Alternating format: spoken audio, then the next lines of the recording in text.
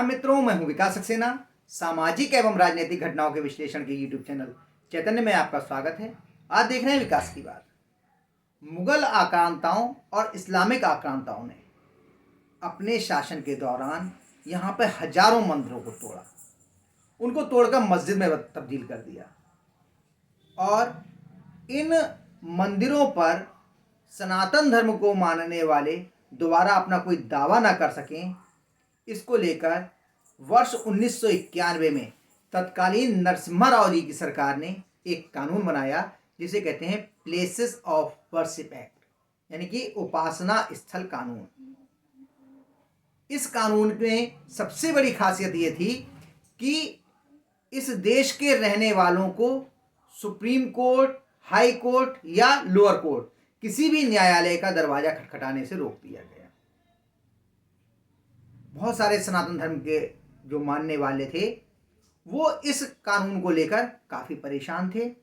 उन्हें लग रहा था कि उनके धर्म स्थलों पर इस्लामिक और मुगल आक्रांताओं ने जिस प्रकार से कब्जा किया है, उनको वापस प्राप्त करने का कानूनी रास्ता भी इस कानून के जरिए बंद कर दिया गया है। इसलिए कुछ समाजसेवी और वकील न्यायालय की शरण में गए और उन्होंने कहा कि ये कानून संविधान विरुद्ध है, क्योंकि ये किसी व्यक्ति को कानून का रास्ता अपनाने से, न्यायालय की शरण में जाने से रोकता है। इस आधार पर अश्विनी उपाध्याय जी, सुब्रमण्यम स्वामी और कई लोग न्यायालय में पहुंचे। इस मामले में सुनवाई चल रही है। अब जो देश का सबसे पुराना राजनीतिक दल है कांग्रेस, उसके राष्ट्रीय महासचिव केसी वेणुगोपाल न्यायालय में पहुंच गए हैं इस कानून को बचाने के लिए।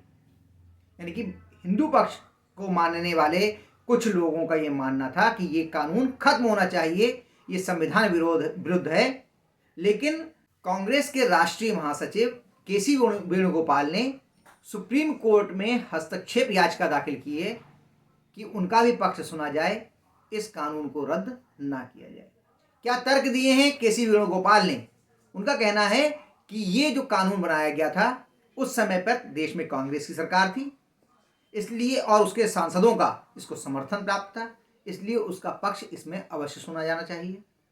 दूसरी बात जो उन्होंने कहा है कि देश के धर्मनिरपेक्ष स्वरूप को बचाए रखने के लिए ये कानून अति अनिवार्य है, इसे हर हालत में बचाना चाहिए। जो कहा है मैं बिल्कुल वही बताता हूं। उन्होंने कहा है कि प्लेसेस ऑफ वर्शिप एक्ट के संवैधानिक और सामाजिक महत्व पर जोर देने के लिए इस मामले में हस्तक्षेप करना चाहती है, क्योंकि उसे आशंका है कि इसमें कोई भी बदलाव भारत के मजहबी एकता और सेक्युलरिज्म को खतरे में डाल सकता है और इससे राष्ट्र की संप्रभुता और अखंडता को खतरा हो सकता है। तो इस हिसाब से तो ये जो उन्होंने याचिका लगाई है वो कांग्रेस की तरफ से लगाई है। अब आप देखिए, एक बहुत बड़े साहित्यकार हुए हैं और समाजसेवी हुए हैं सीताराम गोयल जी। उन्होंने अपनी पुस्तक में उल्लेख किया है कि 30,000 से ज़्यादा हिंदू मंदिरों, जैन मंदिरों को नष्ट भ्रष्ट करके उनका स्वरूप बदला गया, उनको इस्लामिक स्ट्रक्चर में बदल दिया गया, उन पे मस्जिदें बना दी गईं इस्लामिक शासन के दौरान। और ऐसा नहीं है कि तत्कालीन मुगल शहंशाह हुआ करते थे, उन्होंने चोरी छुपे ये काम किया। उस समय ना ही देश में भूमि की कमी थी, वो चाहते तो खाली पड़ी भूमि पर मस्जिदें बना सकते थे। लेकिन जो इस देश के मूल निवासी थे उनको लज्जित करने के लिए, उनमें हीनता का भाव भरने के लिए जानबूझकर मंदिरों को तोड़कर उन पर मस्जिद बनाई गई और सगर्व अपने आप को बुत शिकन की उपाधि दी। इस तरीके से बहुत सारे मंदिर जो मस्जिद में बदले जा चुके हैं, उनको लेकर हिंदू समाज बहुत ज़्यादा अपने आप को पीड़ित महसूस करता है। अब हिंदुओं ने जब 1947 में आज़ादी मिली तो ये उम्मीद थी कि भाई धर्म के आधार पर देश का विभाजन हो चुका है, पाकिस्तान अलग बन चुका है, तो जो शेष भारत बचा है इसमें अपनी सांस्कृतिक विरासत को, अपनी धार्मिक विरासत को, अपनी ऐतिहासिक विरासत को संजोया और संवारा जा सकेगा। लेकिन दशकों तक लगातार ऐसे प्रयास किए गए कि हिंदू संस्कृति, हिंदू सभ्यता और हिंदू धर्म को निम्नतर दिखाया जाए, उसमें किसी भी प्रकार का यहाँ के रहने वाले अपनी सभ्यता, अपनी संस्कृति पे गर्व ना कर सके। और जब बाबरी ढांचे को लेकर विवाद चल रहा था, उसी दौरान नरसिम्हा राव जी की सरकार ने एक कानून पास किया संसद में, जिसको कहते हैं प्लेसेस ऑफ वर्शिप एक्ट। इस कानून के बाद ये व्यवस्था की गई कि किसी भी प्रकार से सनातन धर्म को मानने वाले या कोई भी जना, वैसे तो सबको कहा गया है कि कोई भी जना किसी भी प्रकार से किसी भी धार्मिक स्थल के स्वरूप में परिवर्तन नहीं कर पाएंगे। उसका स्वरूप वही रहेगा जो 15 अगस्त 1947 को था। यदि कोई इसमें परिवर्तन करता है तो उसके लिए 3 साल की सजा का प्रावधान रखा गया। इस कानून में यह भी कहा गया कि जो भी इमारतें ASI के द्वारा संरक्षित हैं, उन पर यह कानून लागू नहीं होगा। लेकिन वर्ष 2022 में एक क्रांतिकारी परिवर्तन आया, जब चीफ जस्टिस धनंजय यशवंत चंद्रचूड़ यानी कि DY चंद्रचूड़ की जो एक पीठ थी, उसने फैसला दिया कि भाई 15 अगस्त 1947 को किसी भी धार्मिक स्थल का स्वरूप क्या था, यह जानने के लिए तो कम से कम सर्वेक्षण कराया जा सकता है। जब यह मालूम ही नहीं होगा कि 15 अगस्त 1947 को किसी धर्म स्थल का स्वरूप क्या था, तो उसको कैसे बरकरार रखा जाएगा। इसके बाद से बहुत सारे मामले खुल के आए, चाहे वो संभल का हो, ज्ञानवापी का मामला हो, बहुत सारे में चल रहा है मामला। इसी दौरान कुछ वकीलों ने, समाज सेवियों ने और राजनेताओं ने सुप्रीम कोर्ट में याचिका लगाई कि भाई जो प्लेसेस ऑफ वर्शिप एक्ट यानी कि उपासना स्थल कानून जो है, ये हिंदुओं को उनके कानूनी अधिकार से वंचित करता है, अतः ये संविधान विरोधी है, इसको निरस्त कर दिया जाए। इसको लेकर के जो याचिका लगी थी, इसकी सुनवाई होनी है और ये सुनवाई चल रही है जो वर्तमान चीफ जस्टिस हैं संजीव खन्ना जी, उनकी अदालत में। और उन्होंने 12 दिसंबर 2024 को ये फैसला दिया कि भाई देश की अदालतों में, चाहे वो लोअर कोर्ट हो या हाई कोर्ट हो, किसी में भी उपासना स्थल से संबंधित किसी भी मामले में कोई भी फैसला नहीं दिया जाएगा। अब इस मामले में सुनवाई होनी है और वो कह रहे हैं कि भाई इस पर हम अंतिम फैसला दे देंगे। इसकी कानूनी वाध्यता, इसकी संवैधानिक जो स्थिति है प्लेसेस ऑफ वर्शिप एक्ट की, उस पर हम लोग चर्चा करेंगे।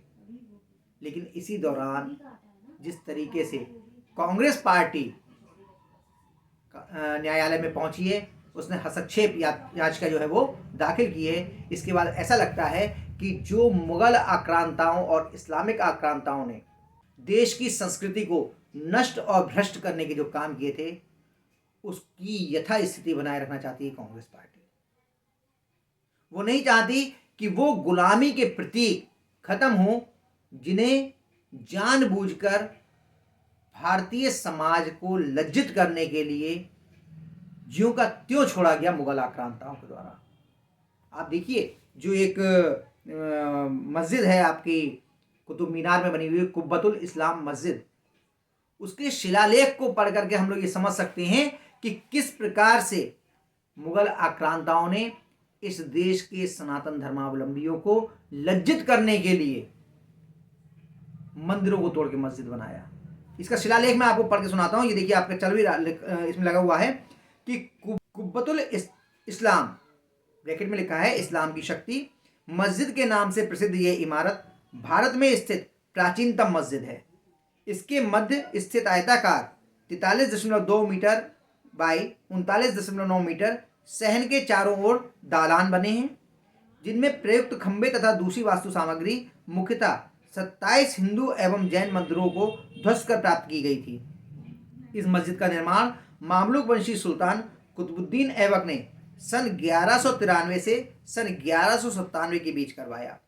मुख्य इमारत के सामने 5 विशाल मेहराबों की पंक्ति बाद में लगाई गई, ताकि इसमें इस्लामिक वास्तुकला की विशेषता दृष्टिगोचर हो। इन मेहराबों पर अंकित धार्मिक लेख ज्यामितिक एवं अरबी ढंग का अलंकरण है, पर इनके गठन में हिंदू शिल्प की छाप स्पष्ट है। कालांतर में शमसुद्दीन इल्तुमिश सन 1211 और से 1236 और अलाउद्दीन खिलजी सन 1296 से 1316 ने मस्जिद का परिवर्धन किया। इनके कालों में बने मस्जिद के पूर्व भागों पर अंकित ज्यामितिक अलंकरण पर विशुद्ध इस्लामिक प्रभाव है। यानी कि इस तरीके से केवल उन्होंने मस्जिदों को जो बनाया था, मंदिर तोड़ के ही मस्जिद नहीं बनाई, चाहे हिंदू मंदिर हो जैन मंदिर हो, बल्कि ये लिखा उन अवशेषों को वहां पर छोड़ दिया ताकि आप उसको देखते रहें और आत्मगिलानी से, हीन भावना से ग्रसित रहें। आप ज्ञानवापी को देखिए, जो वहां पर मस्जिद बनाई गई है उसकी एक दीवार आज भी मंदिर की दीवार है, और उसके बाद भी लोग ये दावा करते हैं कि नहीं, किसी भी मंदिर को तोड़कर मस्जिद नहीं बनाई गई। और उन जो इस्लामिक आक्रांताओं के द्वारा जो हमारी संस्कृति को नष्ट और भ्रष्ट किया गया, उसके जो अवशेष बचे हैं उनको बचाना चाहती है कांग्रेस पार्टी, कि केवल शांति व्यवस्था बनाए रखने के लिए किसी भी ऐसे कानून को मान्यता नहीं देनी चाहिए, धर्मनिरपेक्षता का चाहे नाम पर हो, या फिर शांति व्यवस्था बनाए रखने के नाम पर हो, या फिर सांप्रदायिक सौहार्द बनाने के नाम पर हो, जो एक समुदाय को लज्जित और उसमें हीन भावना भरने की कोशिश करता हो।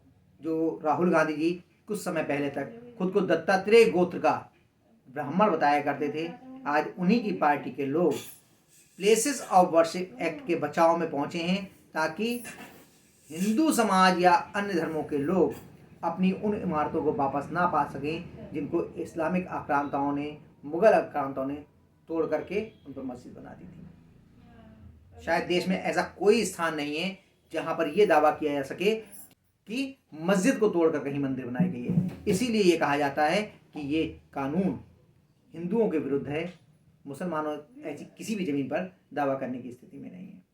तो आज के अंक में बस इतना ही। अगले अंक में हम लोग फिर मिलेंगे किसी नए मुद्दे के साथ। तब तक के लिए अनुमति दीजिए। आपसे अनुरोध है कि अगर आपको ये वीडियो पसंद आया हो तो इसे लाइक कीजिए, शेयर कीजिए, और हाँ, अगर इस चैनल पर आप नए हैं तो आपसे ये भी अनुरोध है कि इस चैनल को सब्सक्राइब करने के बाद नोटिफिकेशन का बेल आइकन जरूर दबाइए। धन्यवाद। प्रणाम।